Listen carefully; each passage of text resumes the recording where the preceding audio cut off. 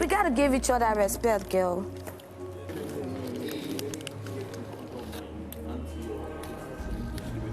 You want to talk to me? Talk to me directly. I just spoke to you directly, girl. I'm not scared of you, Tega.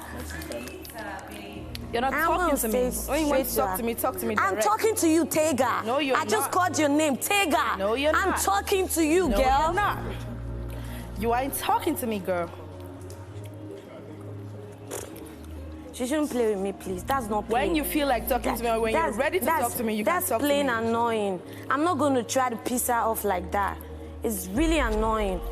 When you want to talk to me direct. Thank you, Cross. I'm loving this. She does a lot of talking anyway. It's really calming. Unnecessary talking. We both have to deal with our bullshit. I know, right? It's okay, girl. Some people are mental, you understand? Some of us, we don't have sense. I will legitimately pay for everything. Some of us, we don't have sense. Some of us, our nuts have loosened.